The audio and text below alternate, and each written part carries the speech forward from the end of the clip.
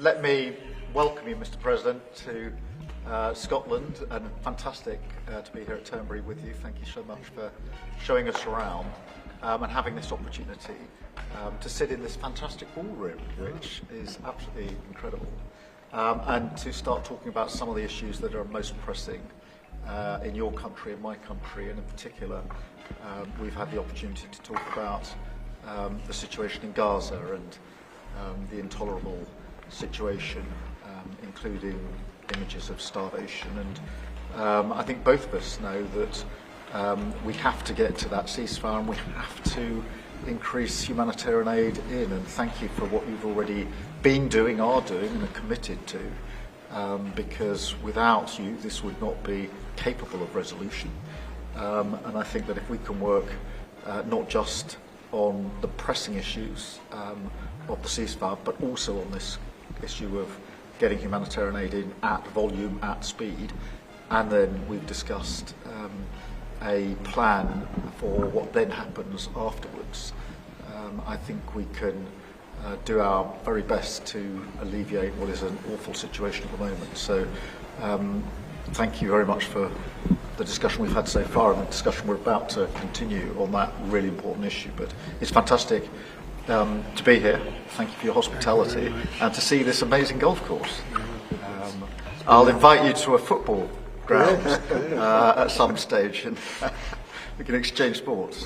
It's been great being with you, and thank you very much, Mr. Prime Minister. And you've done a fantastic job with regard to the trade deal. You know, they wanted a trade deal here for years, many years, through many different terms of different people, and you got it done. So I want to congratulate you on that, and it's a great deal for both. It brings unity. We didn't need unity, but it brings us even closer together. I think it's good for both parties.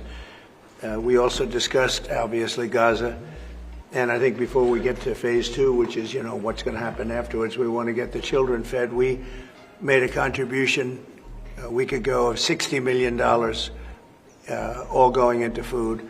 We only hope the food goes to the people that need it, because so much, as you know, when you do something there, it gets taken by Hamas or somebody, but it gets taken. But and we're prepared to help. You know, we want to help. It's a terrible situation. The whole thing is terrible. It's been bad for many years, but it's great to hear you feel the same way that I do. We have to help on a humanitarian basis before we do anything. We have to get the kids fed. So we've been sending in a lot of food. A lot of the food that's been going there has been sent by the United States. I spoke yesterday with the president of the European Union, Ursula, who was terrific also on the subject, and she's going to play a big role also in helping us. So we have a good group of countries that are going to help with the humanitarian needs, which is food, sanitation, and some other things. It's very difficult to deal with Hamas, as I said. You know, we got a tremendous amount of hostages out, but it would take place in drips and drabs. You'd get 10, you get 5, you get 2, you'd get 10, 12. We get 12 one time. Many of them would come to the White House, and they were so thankful. But I always said, when you get down to the final 10 or 20, you're not going to be able to make a deal with these people because they use them as a shield. And when they give them up, they no longer have a shield. And the people of Israel feel so strongly about the hostages. Some people would take a different view, but they feel so strongly about the hostages. So that's an ongoing process. Hamas has become very difficult to deal with in the last couple of days because they don't want to give up these last 20, because they think as long as we have them, they have protection. But I don't think it can work that way. So I'm speaking to Bibi Netanyahu, and we are coming up with various plans. We're going to say it's a very difficult situation. If they didn't have the hostages, things would go very quickly. But they do, and we know where they have them in some cases, and you don't want to go riding roughshod over that area because that means those hostages will be killed. Now, there are some people that would say, well, that's the price you pay, but we don't like to say that. We don't want to say that. And I don't think the people of Israel want to say that either, which is pretty amazing. A lot of people would say, just get it done and whatever it is. You could also say speed might be better for the hostages. You go through, with speed, you may have a better chance because they're in deep trouble. They're in deep trouble. You saw October 7th, and you saw what the damage and the horror that they committed. People can't forget that. They tend to forget it, but they can't forget. That was one of the most evil things I've ever seen. And you just cannot forget that. So we're very much involved. The Prime Minister's involved. I'm involved. And I think I can speak. We just signed a very big trade deal, the biggest of them all yesterday, right? And the European Union is very much involved in wanting to help with the Palestinians in terms of getting people fed. But the area of Gaza, another way of defining it is the area of Gaza. It's a very troubled place, and it has been for many, many years. It has been for many decades. So it's not like this just happened. This has been going on for a long period of time. So that's it. Our hearts are in the right place. We have some good news because the recent war that you just saw, they just announced, I see, the newest of the 5, now this would be 6 that we've stopped. I've stopped 6 wars in the last, I'm averaging about a war a month, but the last 3 were very close together. India and Pakistan and a lot of them. Congo was just, and Rwanda was just done.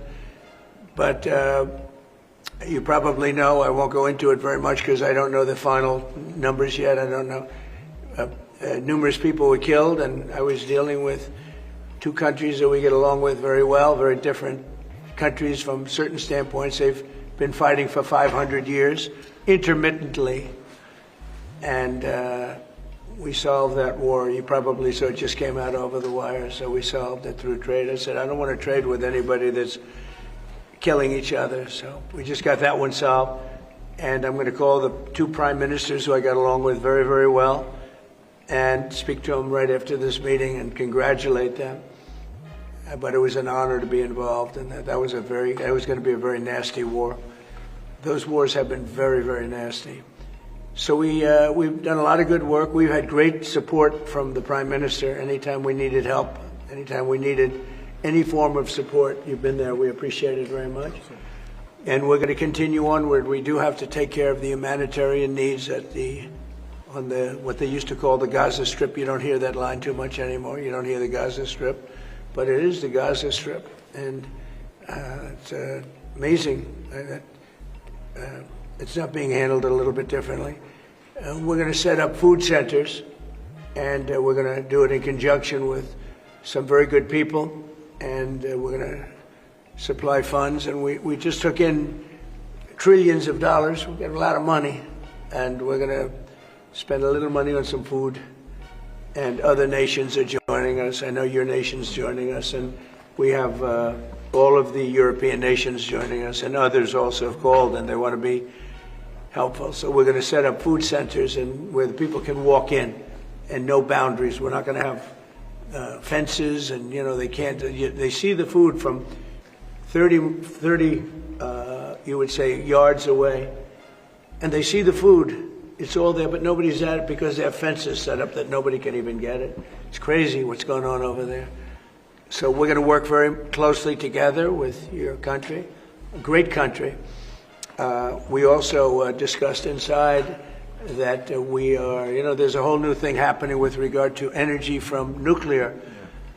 And the Prime Minister's looking at that very strongly, and I know you have Rolls-Royce nuclear plants. That sounds pretty good, right? I love that. What a great brand that is. But you're also doing the Rolls-Royce or the nuclear plants, the smaller plants.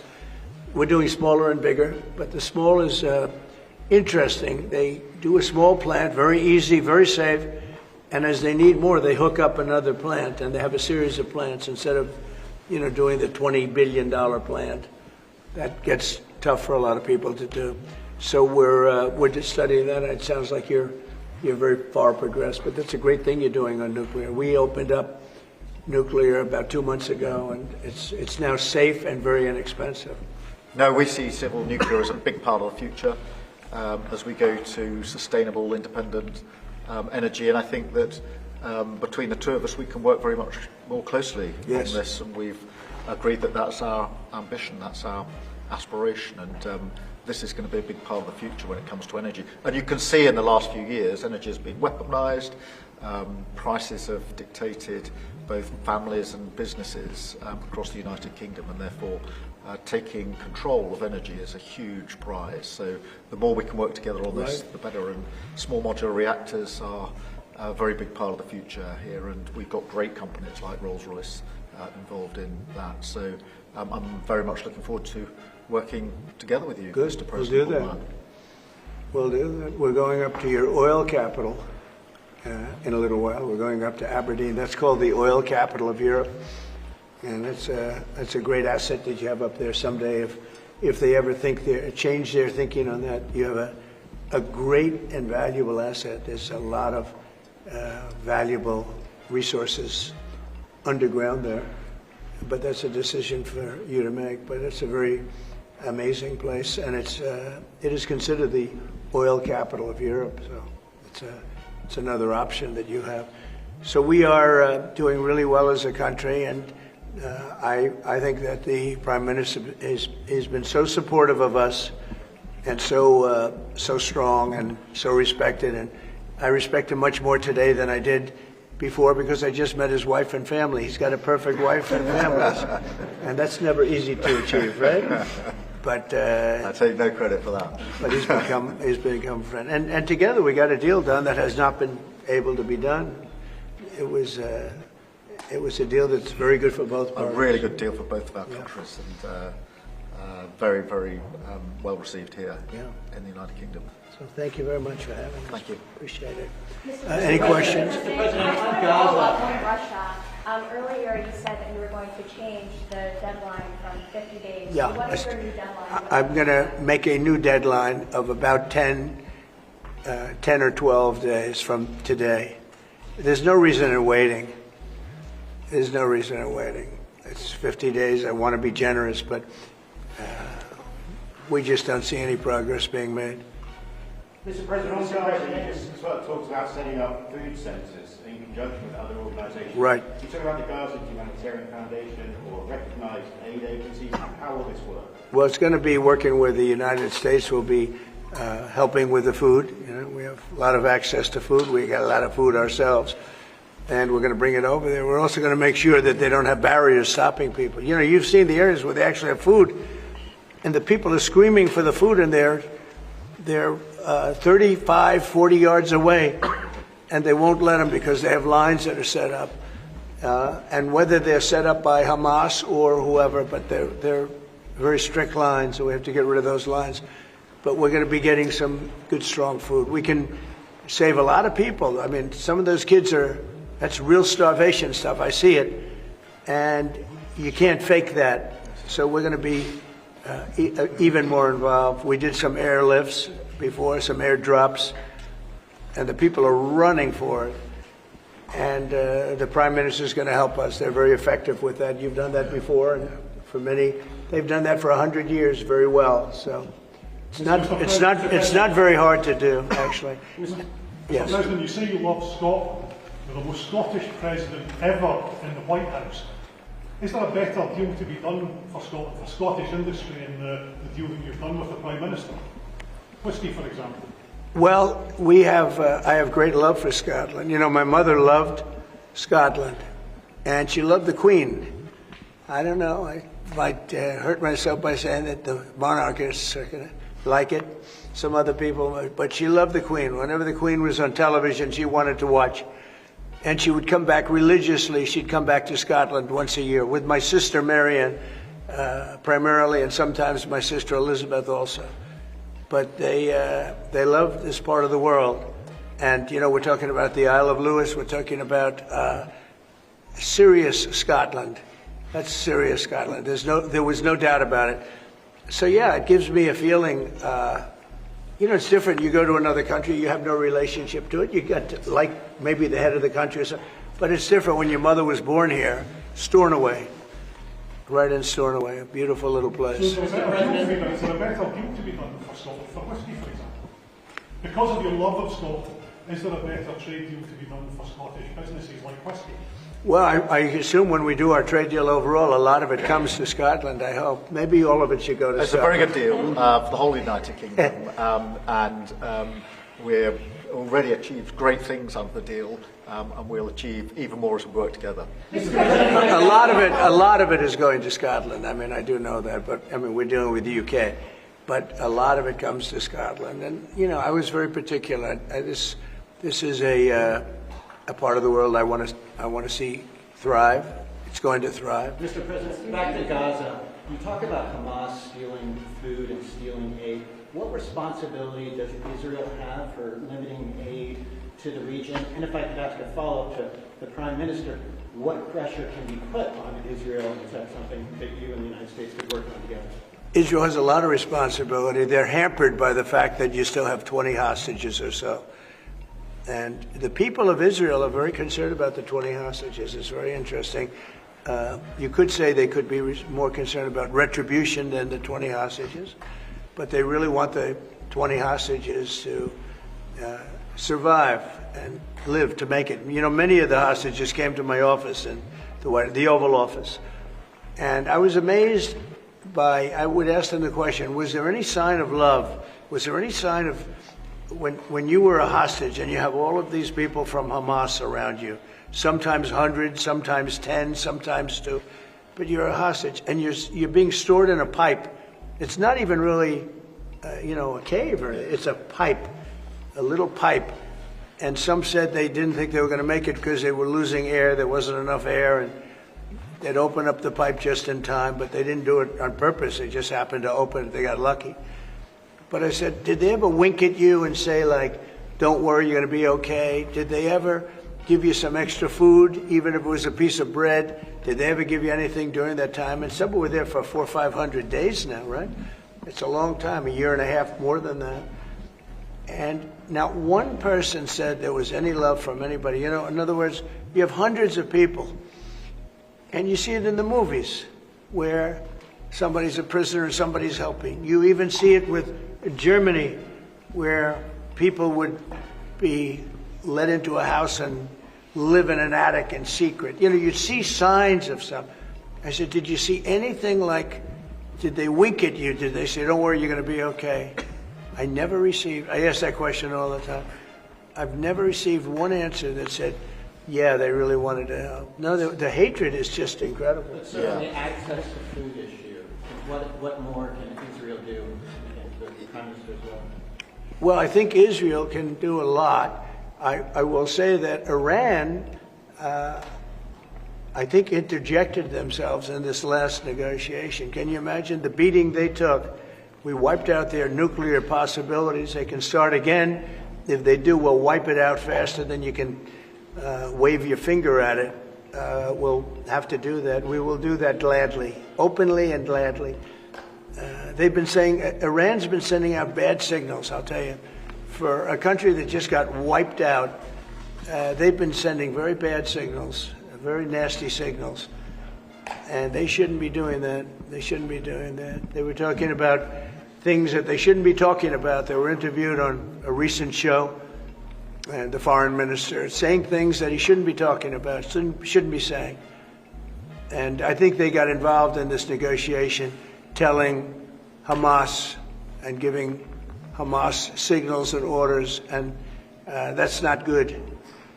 That's not good. I would say, look, we need to get the hostages out. They've been held for a very, very long time, and we must always start from there.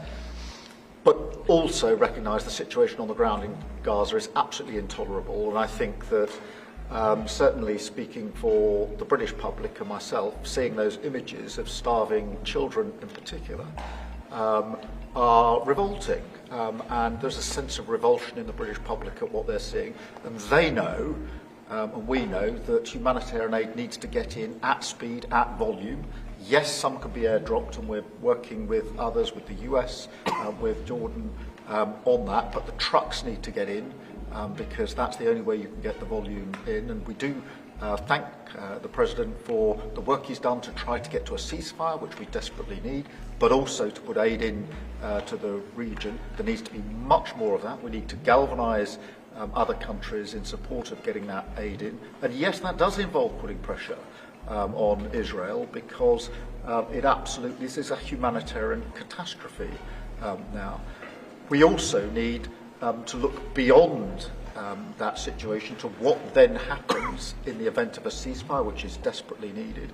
And that's why I'm really pleased that we're having a discussion about what a peace plan would look like after that, the component parts of that. And we have to be really clear at this point that Hamas can play absolutely no part in any future governance in Palestine and and in Gaza. And it's really important that we're clear about what triggered this, who took the hostages, and calling out Hamas for what they are, which is a terrorist organisation. But I think today the focus has to be on getting that humanitarian aid in. Will the UK avoid your pharmaceutical tariffs, and will it happen before August the 1st? Well, we'll be announcing on pharmaceuticals sometime in the very near future. We have a very big plan on pharmaceuticals. We want to bring a lot of the pharmaceuticals back to America, where they should be. If you look at COVID, it sort of taught us a lesson. We were getting our pharmaceuticals from other countries. We almost didn't make any. We used to make them ourselves, and we're going to want to be making a lot of them ourselves, all of them in a sense. But you also have a good pharmaceutical business. We'll be dealing with you on pharmaceuticals also. And we certainly feel a lot better with your country working on pharmaceuticals for America than some of the other countries that were. War. They spend everything on war and killing people, and it doesn't make sense to me. I thought he would want to end this thing quickly. I really felt it was going to end, but every time I think it's going to end, he kills people. Could a meeting help, and are you considering, has been proposed? I don't know. I'm not, I'm not so interested in talking anymore. He talks, we have such nice conversations, such respectful and nice conversations, and then people die the following night with a missile going into a town and hitting, recently, I guess, the nursing home, but they hit other things. Whatever they hit, people die. So, we'll see what happens. We've just had a sense of your differences in political persuasion where Nigel Farage and Sadiq Khan came up in conversation. I wonder if you have any advice, either of you, for a very divided, polarised world on how you make your relationship. Not differences, not differences. I happen to like both men. I like this man a lot, and I like Nigel. And, I don't know the politics over here. I don't know where they stand. I would say one is slightly liberal, not that liberal, slightly, and the other one is slightly conservative. But they're both good men. Mr. President. Well, look, we like each other, we respect each other, we get on, and we've both got a great love of our countries, of our families, and therefore there's a huge amount that we have already achieved actually together and will achieve as we go forward, leading our respective countries, and of course the relationship between our countries. Donald, we were talking about this morning, that whether it's defence, security, intelligence sharing, it's a close historic relationship. We have fought together in the past. We've always stood together. And I, for one, am very pleased that we've got such a good personal relationship between us. And I think it just shows that even if you come from different political perspectives, different backgrounds, actually there's a huge amount of common ground when it comes to what is in the best interests of our two great countries, and they are two great countries. And I think that because we focus on what's best for our countries, we get along very well, and I'm very pleased that that's the case. Mr. President. Well, I do know he wants to cut taxes as much as he can. And, politics is pretty simple. It's, I assume there's a thing going on between you and Nigel, and it's okay. It's two parties. But generally speaking, the one who cuts taxes the most, the one who gives you the lowest energy prices and the best kind of energy, the one that keeps you out of wars, he's kept you out of wars, but the one that keeps you out of wars, you have a few basics and you can go back 1,000 years, 1,000,000 years, whoever does these things. But low taxes, keep us safe, keep us out of wars, no crime, stop the crime. And in your case, a big immigration component, because I know that your attitude has become strong on immigration, strong on the toughness of immigration. But I think whoever's going to be, I think I won because we had a lousy president, to be honest with you. We had an incompetent president. But I won because I was very strong on immigration. Now, we had inflation. We had sort of a bad economy with this guy. We had a lot of problems, but I focused on immigration more than I did anything else. And I think I won because of immigration. I think I won because of the border. I had a bad border where millions of people were coming in to our country illegally. And as you know, in last month, 0 people came into our country illegally, 0. So we went from a bad, incompetently run border to the most competently run border that anybody's ever seen. Prime Minister, the President makes it look easy dealing with illegal migration. You must be envious of his record in such a short period. Well, I think we've been discussing illegal migration is a huge issue in both of our countries. In the United Kingdom, it is a real cause for concern, and that's why we must bear down on it in all its aspects, upstream, across Europe, where a lot of ours comes into through northern France, across the Channel, working with our allies, with our colleagues to break the gangs that are actually running this trade.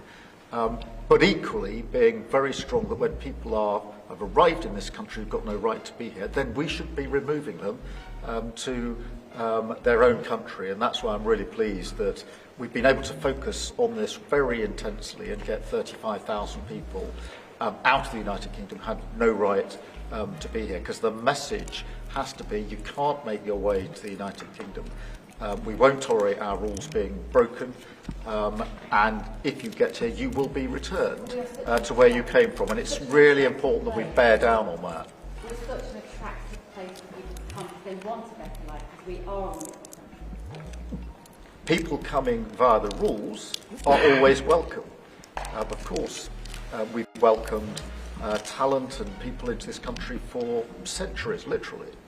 But what the British people will not tolerate is those that break the rules, those that come through irregular routes, and that's the really important distinction here.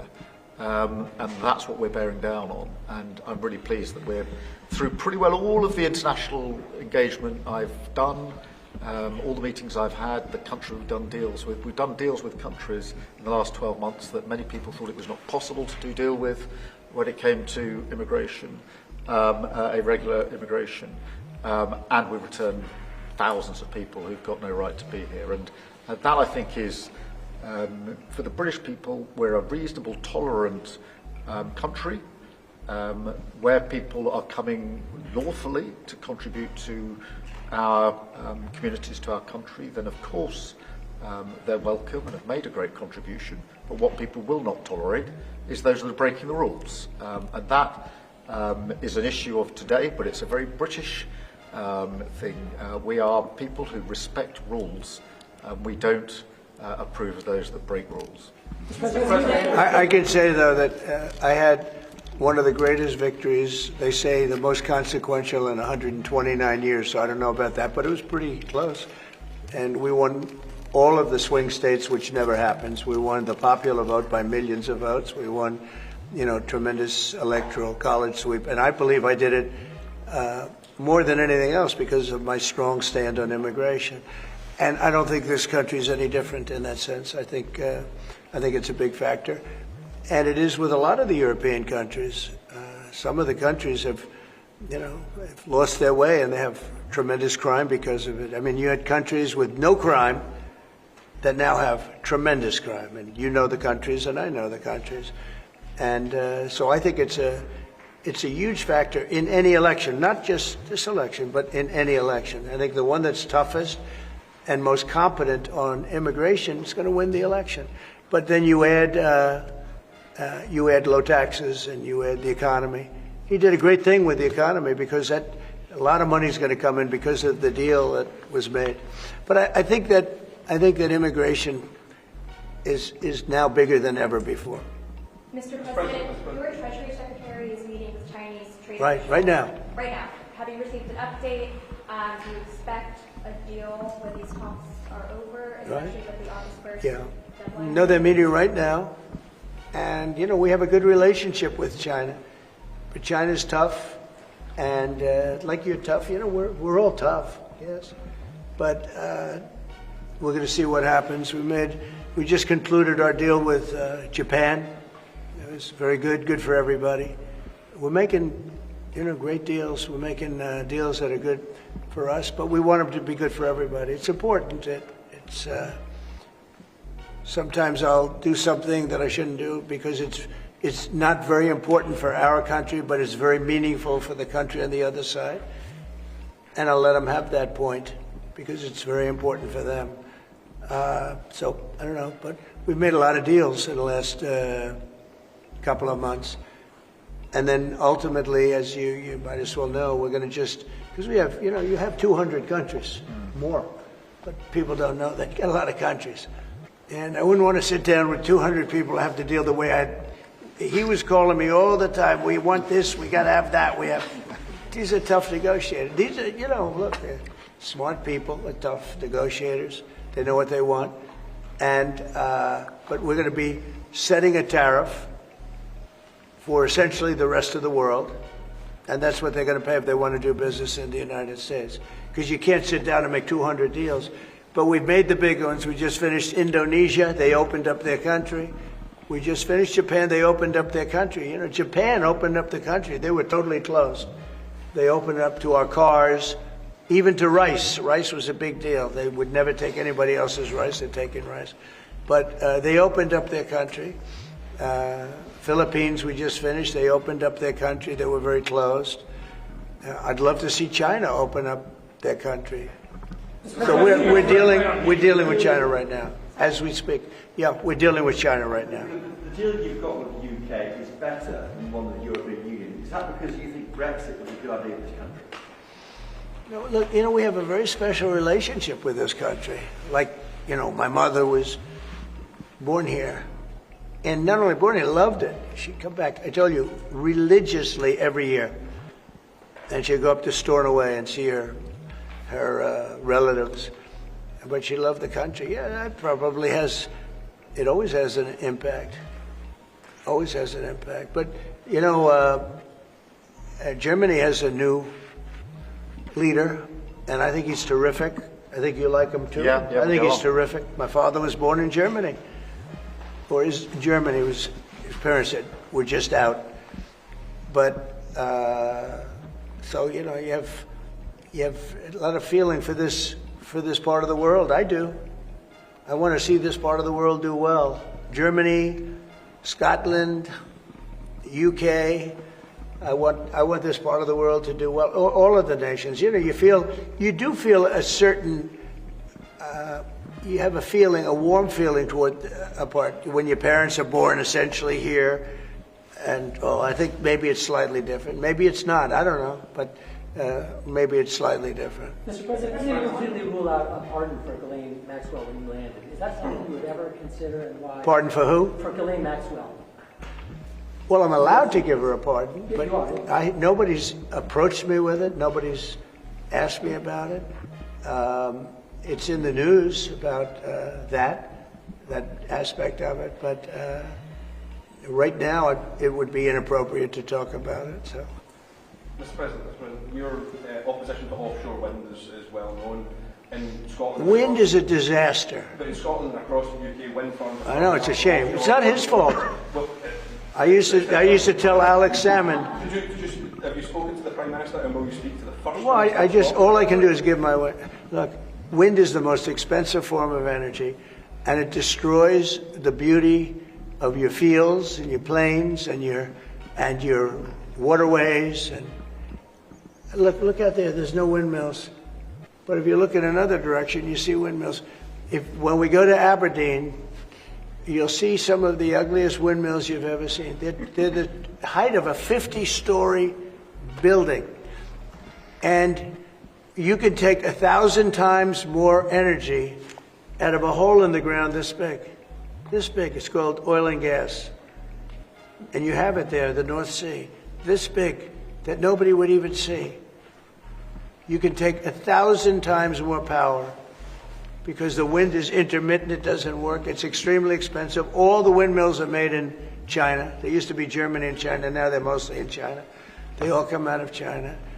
They say that the blades, which are carbon fiber, you can't bury. Oh, okay, you can't bury. What are you going to do, dump them in the ocean someplace?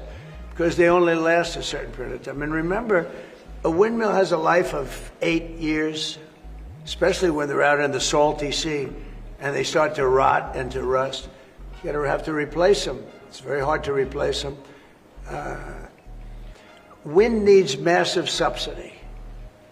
And you are paying in Scotland and in UK and all over the place where they have massive subsidies to have these ugly monsters all over the place. So I've restricted windmills in the United States. Now, a couple we have, you know, the poor stupid people at the beginning, they approve them, so they have their full approvals. But I've restricted windmills in the United States because they also kill all your birds. You know, they wipe out. You know, it's interesting. If you shoot a bald eagle in the United States, they put you in jail for 5 years. And yet windmills knock out hundreds of them. They don't do anything. You explained that.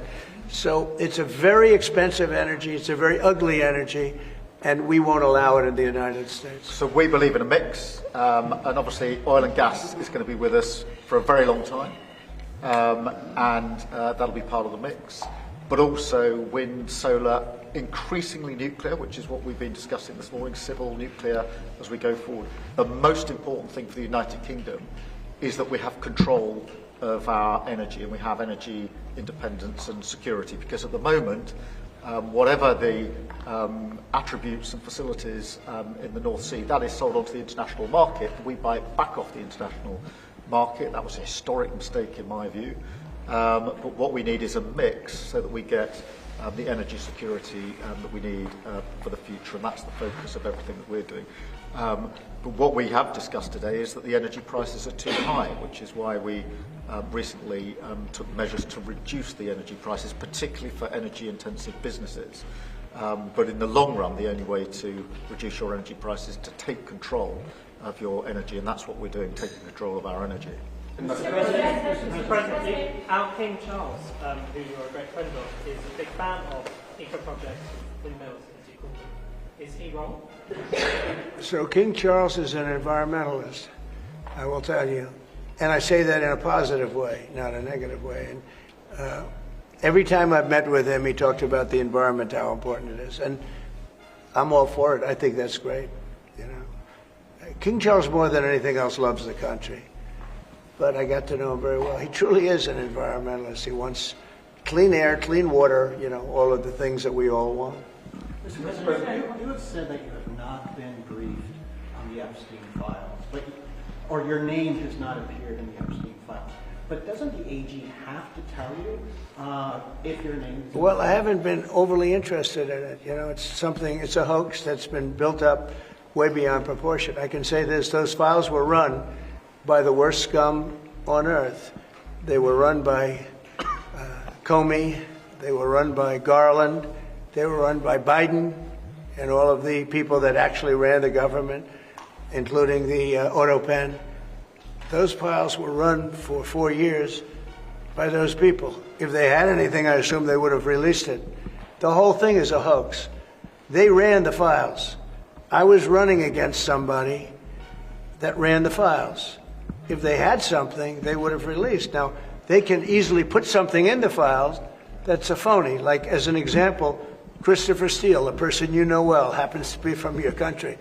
But Christopher Steele, as an example, wrote a book, a dossier. We call it the fake news dossier. And the whole thing was a fake. The whole thing was a fake. They can put things in the file that are fake. But those files were run by bad, sick people. If they had anything, why didn't they use it when I was killing Joe and then he gave out because he was 25 points down? And then I got somebody new. Nobody even knew anything about it. She was a horrible vice president. She was a border czar, but she never went to the border. She never once called a border patrol agent to find out how we're done. But she was the border czar. Her name was Kamala. Nobody knows her last name. It was Harris. But nobody knew her last name. So I ended up, how would you like to end up in a race where you're killing somebody, you're beating him, and then they say, all right, we'll take him out. He's not working. Let's put somebody else. And then she had a 6-week honeymoon. It was amazing. They predicted she would have a 6-week honeymoon, and she did. And then she got slaughtered. But think of it. Those files were run by these people. They were run by my enemy. If there was anything in there, they would have used them for the election. Yeah. Do you think that drawing, I think I heard you say something the other day, that the drawing that was the subject of the Wall Street Journal report? I don't do drawings.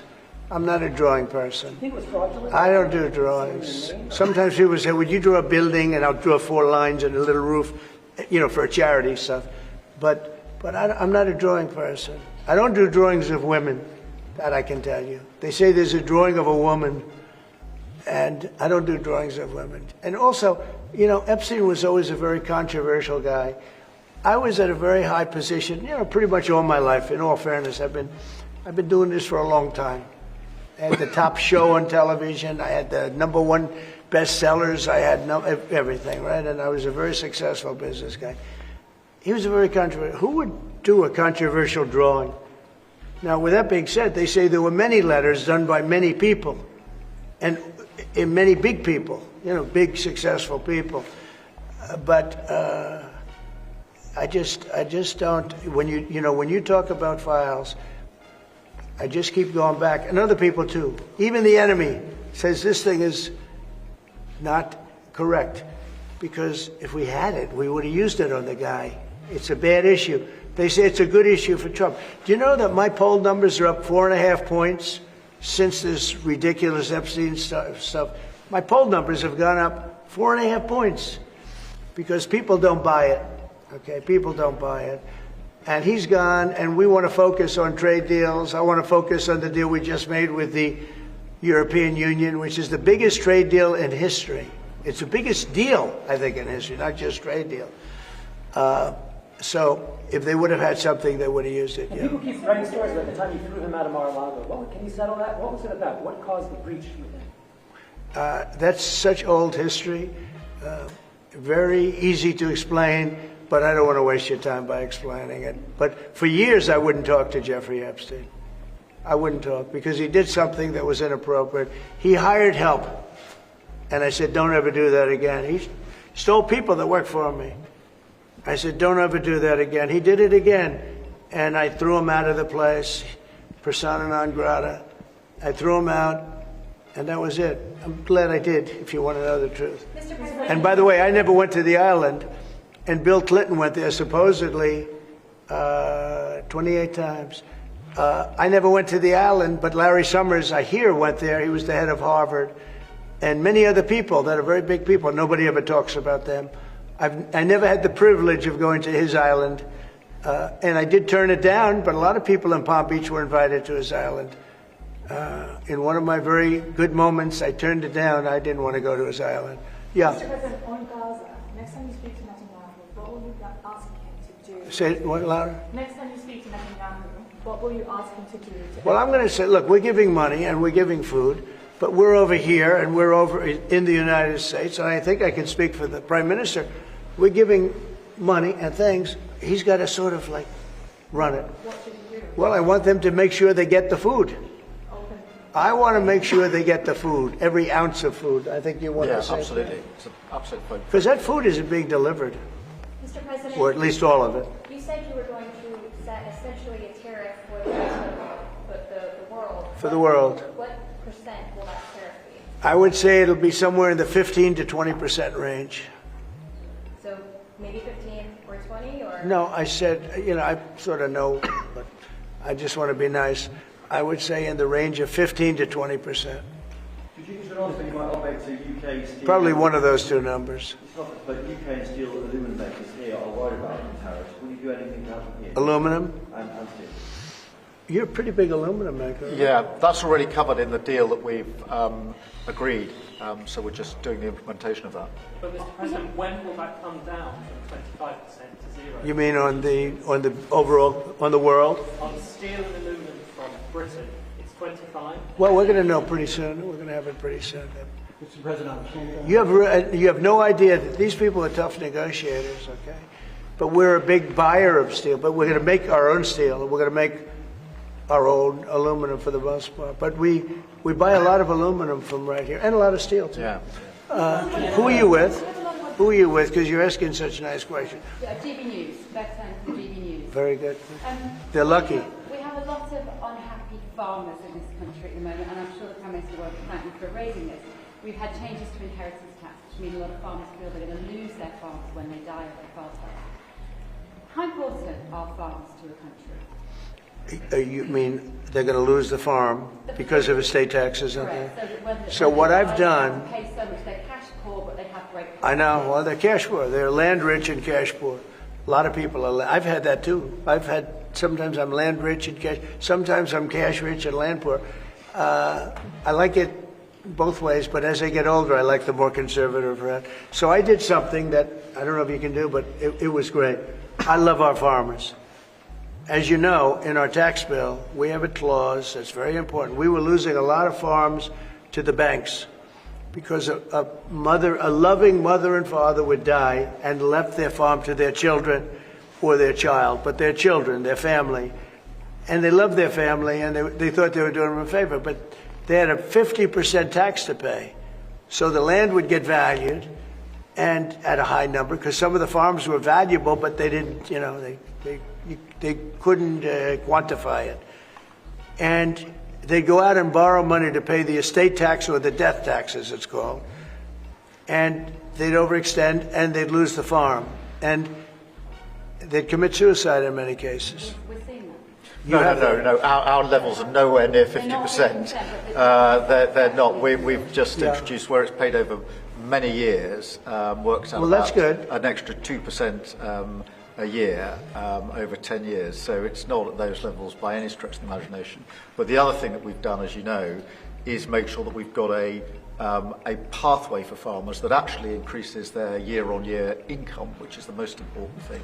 And in all of the deals that we do, we ensure that our farmers are the central focus for much of it, particularly on the agriculture, including in the US deal, because I don't think we can go on for years saying that it's acceptable for farmers to have a year-on-year income which isn't sufficient. We've got to fix that problem. We can't simply live with that problem, so it's a very different situation. Well, we ended the estate tax. There is no estate tax on farmers.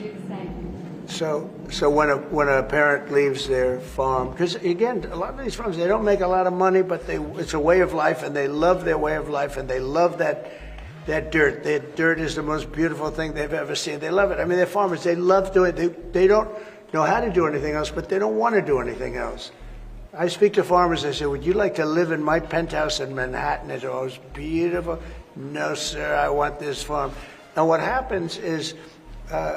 We were losing a lot of people to suicide. They'd borrow money to pay the estate tax, and they were not able to pay it. And some banks are ruthless; they wouldn't do anything, and they would end up committing suicide. We have totally ended the estate tax in those situations, so there's no estate tax. So when a parent leaves the farm to the kids, they don't have to worry about their local, possibly unfriendly banker coming in and stealing their farm. On back to migration, one of the hot background issues in Britain is migrants being housed in hotels and people in the local communities not feeling safe. Is that an appropriate place for housing migrants? I don't like anything about it. They shouldn't be allowed in. Anybody illegally should not be allowed in the country. Thank you all very much. Thank you.